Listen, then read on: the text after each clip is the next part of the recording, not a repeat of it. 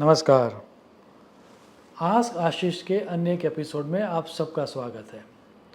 आप जितने भी प्रश्न कमेंट बॉक्स में लिख के भेज रहे हो उस सब के लिए आपका शुक्रिया। हम आपके प्रश्न देखते ही हैं। जितनी शीघ्रता से आपके प्रश्न को लिया जाएगा या लेने का हम प्रयास करेंगे। समय अवकाश कम होता है क्योंकि हफ्ते में एक ही दिन हम इसके बारे में बात करते हैं।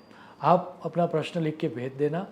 जितना जल्दी हो पाएगा उतना आपका प्रश्न के उत्तर देने का मैं प्रयास करूंगा।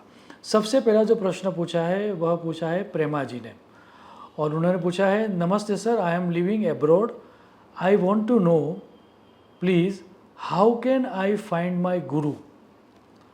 वेल, हम चाहकर भी गुरु को फाइंड नहीं कर सकते। और उसके बारे में बात करते हुए कबीर जी ने बड़ा प्यारा दोहा लिखा है। वो ये लिखते हैं कि अंधे अंधा ठेलिया दोनों कूप पड़ंत। ऐसा समझ के चलो कि हमारे पास तो आँख है ही नहीं, हम तो अंधे हैं। और यदि हमने ढूंढना स्टार्ट किया तो पॉसिबिलिटी यही है कि हम किसी अंधे को ही चूज़ करेंगे, क्योंकि वही उसी की लैंग्वेज हमें समझ में आएगी। क्योंकि हमारे पास तो आँख ही नहीं है, हमारे पास तो वो समझ ही नहीं है। तो जिसकी बातें हमें समझ में आ जाएगी, संभवतः देयर आर मेजर पॉसिबिलिटीज़ कि वो भी हमारे जैसा ही होगा। और इसीलिए शास्त्रकार ये कहते हैं कि हम गुरु को ढूंढ नहीं सकते। जब हम तैयार हो जाएंगे गुरु अपने आप प्रकट होंगे। एक बड़ी प्यारी ज़ेन प्रोवर्ब है, when disciple is ready master appears. जब शिष्य तैयार होता है गुरु प्रकट होता है। सो इसी सिद्धांत को शास्त्र में भी कहा गया। और इसीलिए यदि आपको आपके जीवन में गुरु चाहिए तो गुरु को ढूंढे मत, आप अपने मन को साफ कीजिए।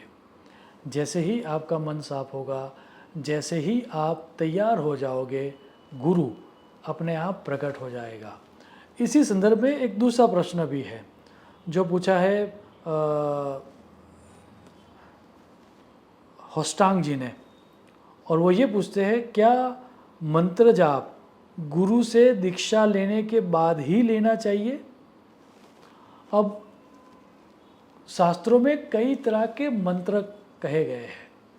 एक ऐसे मंत्र है जो यूनिवर्सल है, जिसका जाप कोई भी व्यक्ति कभी भी कर सकता है, तो उसके लिए गुरु की दीक्षा लेनी आवश्यक नहीं है।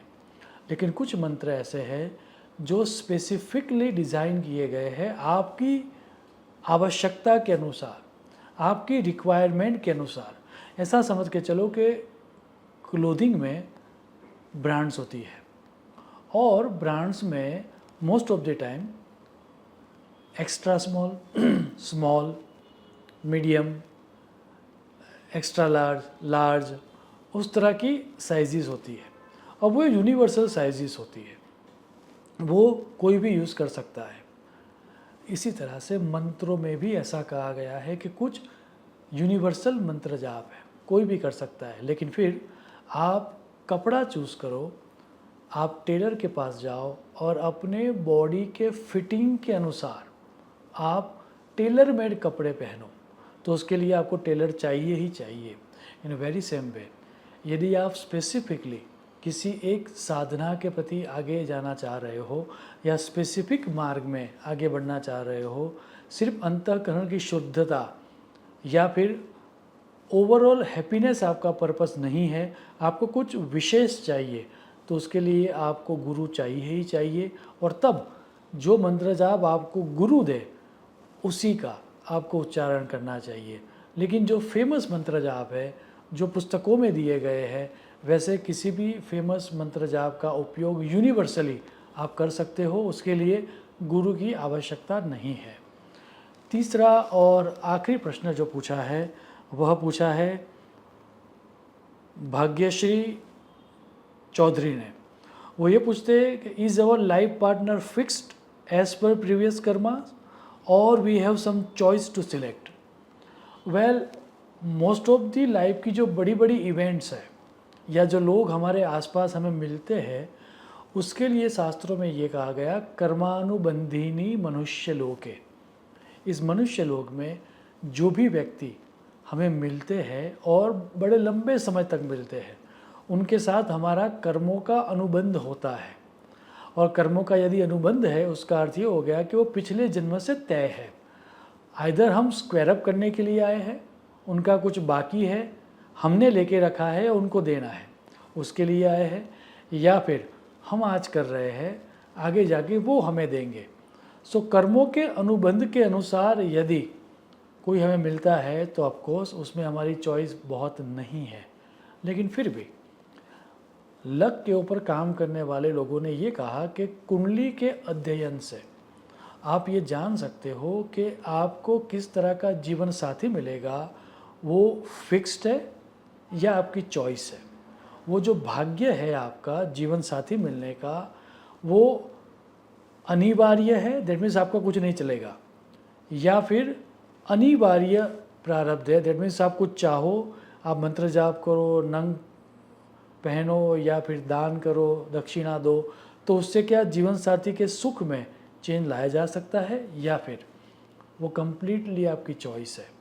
ये कुंडली के अध्ययन से एक एक्सपर्ट ज्योतिषी आपको बता पाएगा। तो पहले तो आप ये समझिए, जो लोग मिलते हैं वो कर्मों के माध्यम से ही मिलते हैं, तो उसमें चॉइस नहीं है मेजॉरिटी लोगों के साथ। लेकिन कुछ लोगों के कुंडली में ऐसा योग होता है कि उनके पास चॉइस होती है।